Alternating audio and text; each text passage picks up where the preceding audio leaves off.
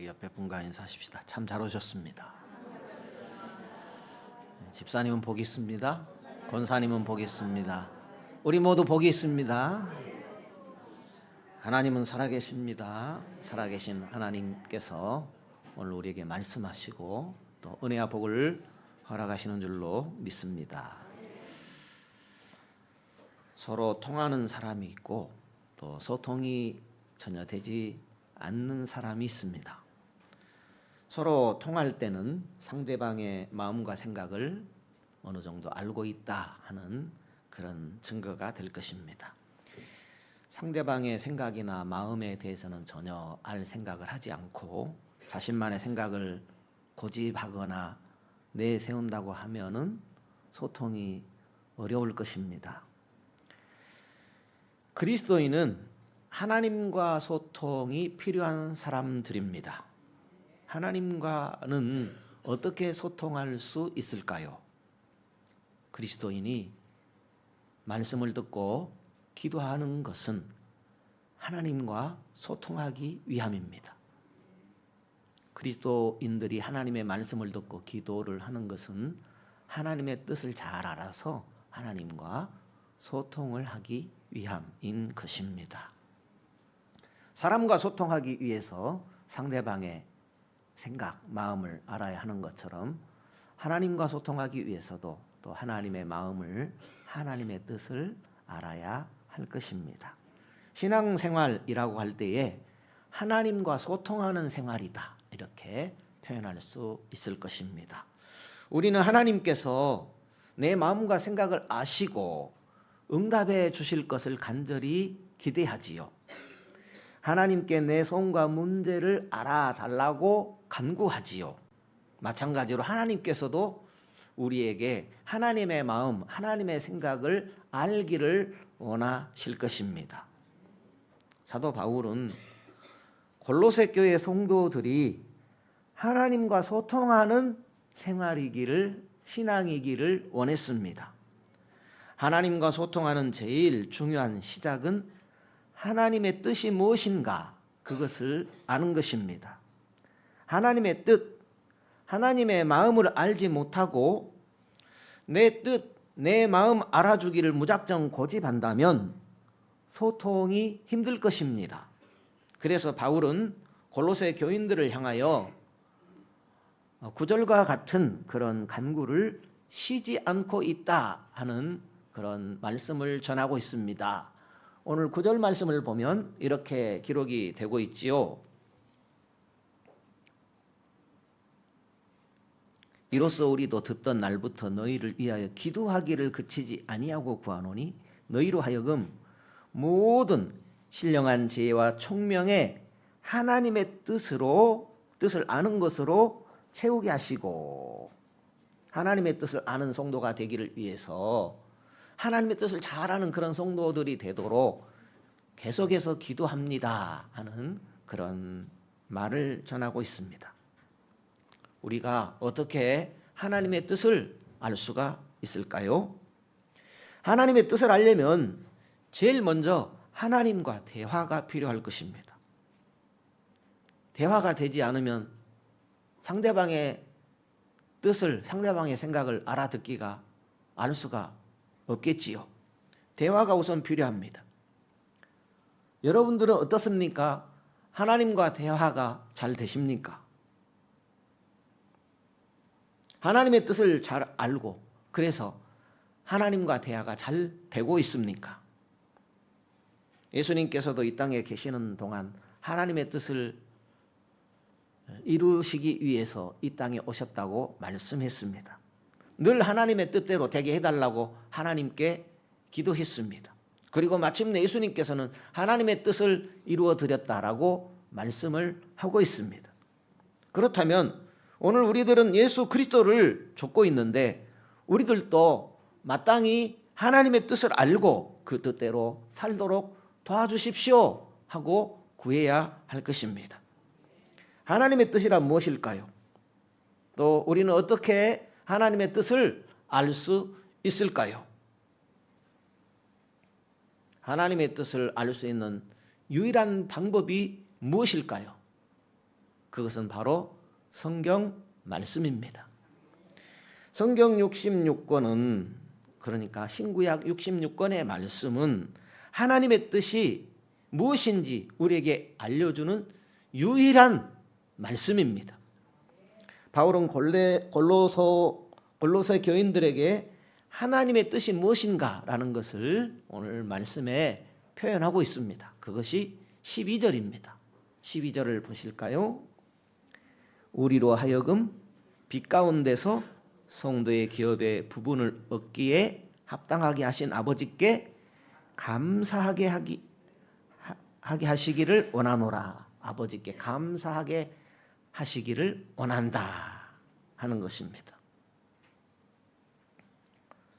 감사하면 하나님의 뜻을 찾게 되고, 감사하면 그 하나님의 뜻을 아는 것으로 채우신다는 말씀입니다. 감사를 말씀하고 있습니다. 9절에 다시 보시죠. 9절에 보면 하나님의 뜻을 아는 것으로 채우게 하시고, 또 10절에도 하나님을 아는 것에 자라게 하시고, 또 11절에 오래 견딤과 오래 참음에 이르게 하시고, 그리고 하나님 아버지께 감사하게 하시기를 원하노라 그랬습니다. 한마디로 하나님께서는 우리가 받은 모든 것을 통하여서 하나님께 감사하는 것, 그것이 하나님의 뜻입니다. 우리가 받은 모든 것이 있죠. 우리의 생명, 또 우리의 환경, 또 우리의 건강, 모든 것을 통하여 하나님께 감사하기를 원하시는 것이 하나님의 뜻이다라는 것을 말씀하고 있습니다. 데살로니가전서 5장 18절에도 보게 되면 범사에 감사하라, 이는 그리스도 예수 안에서 너희를 향하신 하나님의 뜻이니라 하고 말씀하고 있습니다.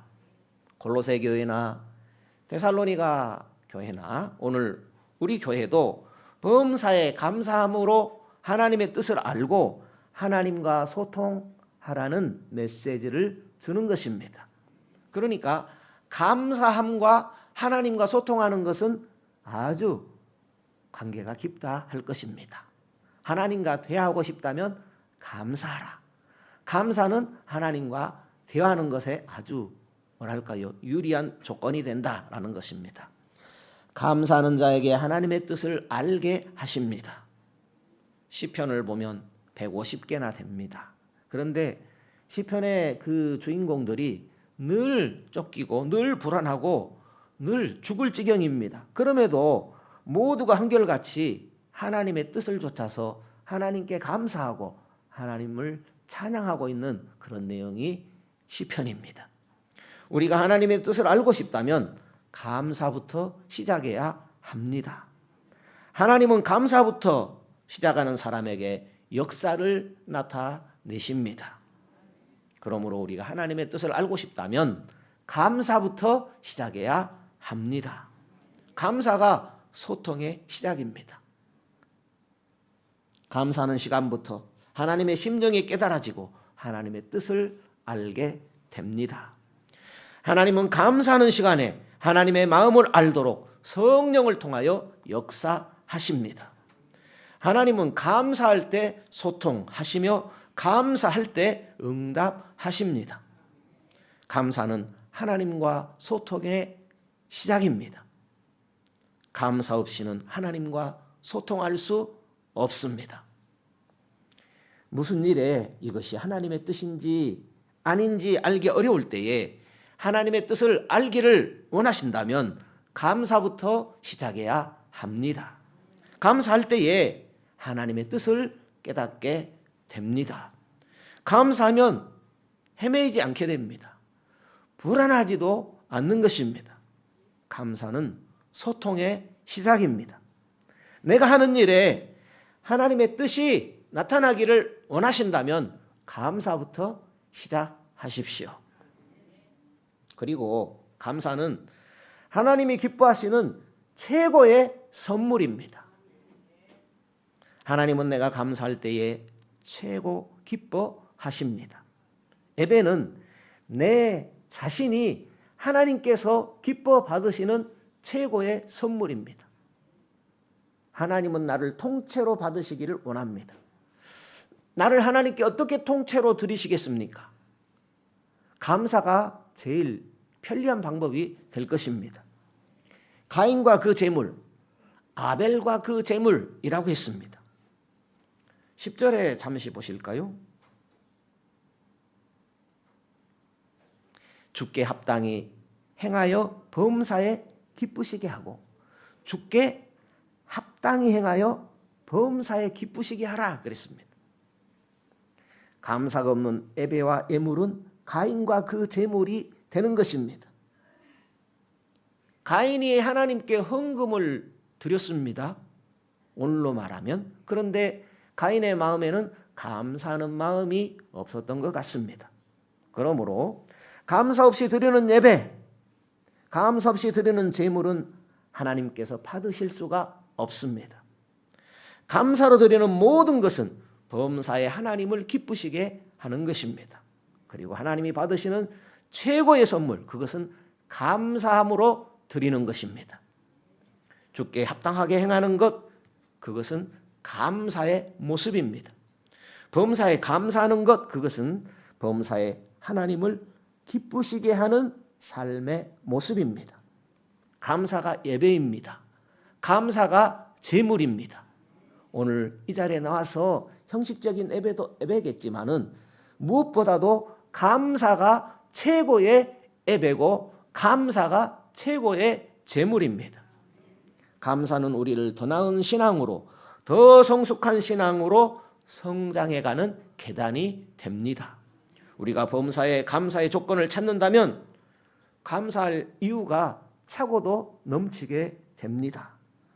우리가 범사에 감사할 이유가 많음에도 불구하고 감사할 이유를 놓치고 만다면 모든 것은 불만과 불평거리로 다가올 수밖에 없을 것입니다. 왜 감사가 그토록 중요할까요? 감사할 때 내가 성장하고 내가 성숙해져 갑니다. 신앙이 단단해지려면 감사를 놓치지 말아야 합니다. 시험에 들고 넘어지는 것은 감사를 놓쳐버리기 때문입니다. 원망불평하고 문제를 일으키는 이유는 감사가 끊어지기 때문입니다. 문제가 일어나는 원인이 감사가 없어지기 때문입니다. 감사는 나를 성장시킵니다. 감사가 나를 성장시키고 감사가 나를 성숙으로 이끌어 갑니다. 감사하는 사람은 쉽게 무너지지 않습니다. 시험과 걱정, 근심이 다가와도 감사로 이겨내며 감사로 해결을 받아야 합니다. 감사하는 사람의 결과는 하나님을 아는 일에 잘하게 되고 선한 열매를 맺어가게 됩니다. 금년 한 해 감사가 무너지지 않고 감사로 살아가는 성도 되십시다. 11절 보실까요? 11절. 오래 모든 견딤과 오래 참음에 이르게 하신다. 어떤 사람에게요? 감사하는 자에게 모든 견딤과 오래 참음에 이르게 하신다. 우리가 이 세상 살아갈 때에 중요한 어떤 삶의 필요한 요소가 오래 견디는 것이죠. 오래 참는 것이죠. 감사할 때 그런 은혜가 주어진다고 합니다. 하나님께서 감사하는 사람의 삶을 더욱 견고하게 하시고 더 나은 내일을 열 수 있도록 은혜를 베풀어 주시는 것입니다. 감사하는 사람이 강한 사람입니다. 지금 감사하는 그 사람이 내일을 더 많은 감사로 기쁨을 얻게 하는 것입니다. 그러므로 우리는 감사가 무너지지 않도록 하나님 앞에 기도해야 할 것입니다. 바울은 골로새 교인들이 범사에 감사함으로 하나님의 뜻을 놓치지 않도록 계속해서 기도한다고 했습니다. 응답을 받아서 감사하기보다는 응답해 주실 것을 믿고 감사하는 그 감사가 더 신령한 감사입니다. 감사와 기도로 채워지는 사람은 그 신앙은 쉽게 무너지지 않을 것입니다. 감사는 무너지지 않는 신앙입니다. 감사를 찾는 그 자체가 건강한 신앙입니다. 감사가 계속될 때에 문제 해결과 큰 복이 임하게 됩니다. 지금 시대는 감사를 잃어버린 시대, 이렇게 볼 수 있습니다. 감사를 잃어버린 시대. 주변에 어떻습니까? 감사가 많은 것 같습니까? 불평이 많은 것 같습니까? 잘 모르시겠습니까? 나는 옳고 너는 틀리다 하는 그런 일들이 많지 않은 것 같습니까? 이 시대의 특징입니다. 내로남불이라고 하지요. 포스트 모던 시대입니다. 현대를 지나버렸습니다. 현대의 특징은요, 진리 앞에 무릎을 꿇습니다. 법 앞에는 무릎을 꿇는 시대가 현대의 특징이라고 볼 수 있습니다. 물론 시대마다 법을 어기는 사람은 있지만, 그러나 법 앞에는, 진리 앞에는 무릎을 꿇었던 것입니다. 그렇지만 지금 시대는요, 진리를 외면합니다. 진리를 대적합니다. 진리를 쫓아야 하는데 진리를 타협하는 것입니다. 진리이신 예수 그리스도를 대적하고 진리의 말씀이신 하나님의 말씀을 외면하면 감사할 일이 무엇이 있겠습니까? 그런데 불신자는 그렇다 하겠지만은 성도들마저도 감사를 잃어가고 있습니다. 범사에 감사하라고 감사할 이유를 주셨음에도 불구하고 감사하지 못하는 사람들이 늘어가고 있습니다. 우리가 이 땅에 태어나 사는 것 감사할 일 아닙니까? 태어난 것 감사하고, 사는 것 감사하고, 일하는 것 감사하고, 결혼하는 것 감사하고, 자녀들 낳고 사는 것 감사할 일 아닙니까? 그런데 사는 게 고통이고, 태어난 게 고통이고, 결혼이 고통이고, 자녀 낳는 것이 고통이라고 합니다. 뭔 고통이 그리 많습니까? 그리스도인은 감사할 이유가 많은 사람들입니다. 그리스도인이 되어서 감사하고 또 범사에 감사한 사람들이 그리스도인입니다. 그러므로 감사가 넘치는 금년 한 해 성도님들의 삶이 되기를 축복합니다. 우리가 감사의 눈을 가지게 되면 모든 것을 감사의 조건으로 볼 수가 있습니다. 반면에 원망과 불평의 눈을 가지고 살게 되면 모든 것이 원망거리요 시비거리로 보이게 되어지는 것입니다. 그래서 자살을 하게 되고 극단적인 선택도 하는 것입니다. 젊은이들이 무너지는 이유가 어디에 있는 줄 아십니까? 그것은 감사를 놓치기 때문입니다. 감사의 눈, 감사의 시각을 가지고 살아야 합니다. 이 세상에서 가장 행복한 사람은 어떤 사람일 것 같습니까? 행복은 조건이 있는 것이 아닙니다. 가장 행복한 사람은 지금 있는 모습 그대로 감사하는 것입니다. 지금 살아있음에 감사요, 숨쉬는 것에 감사요, 범사에 감사인 것이 가장 행복한 사람의 모습입니다. 감사와 행복은 정비례합니다. 감사한 만큼 행복한 것입니다. 선진국에서보다는 그냥 겨우 밥 먹고 사는 사람들이 더 행복의 지수가 높은 것들을 우리가 통계적으로 볼 수가 있습니다. 행복은 감사하는 사람에게 머물고 불행은 감사를 잃어버리는 것에서부터 시작이 되어집니다. 행복하십니까? 간단합니다. 감사하면 행복하고 행복은 소유보다 감사라는 것입니다. 한번 따라 사시면 좋겠습니다. 2025년 감사는 나에게 하나님의 뜻을 알게 하실 것입니다. 감사는 나는 행복한 사람입니다. 하나님의 뜻을 행하고 감사하면 형통할 것입니다. 당장 감사로 하나님의 시간을 내 것으로 만드십시오. 하나님과 함께하는 시간 당장 감사합니다. 당장 감사입니다. 하나님과 통하는 것, 하나님과 소통하는 것, 당장 감사하는 것입니다. 하나님의 뜻이 이루어진 곳에는 무너짐이 없습니다. 감사의 3대 원칙이 있습니다. 감사의 3가지 원칙은요, 언제 어디서나 어떤 상황에서도 감사하는 것입니다. 시간과 환경을 초월한 감사이지요. 그럴지라도 없을지라도 우겨쌈을 당할지라도 감사를 잃지 않으면 반드시 일어날 수 있습니다. 그리고 또 한 가지는 말과 행동으로 감사하는 것이죠. 말과 행동입니다. 성공자는 언어를 다스립니다. 부정적인 언어와 행동을 자주 하는 사람 곁에는 사단의 속삭임이 늘 같이 합니다. 그렇지만 감사의 언어와 감사의 행동으로 나를 일으키는 사람은 항상 하나님의 은혜가 함께하는 것입니다. 그리고 감사는 범사에 하는 것이고 끝까지 하는 것입니다. 감사의 끝은 없습니다.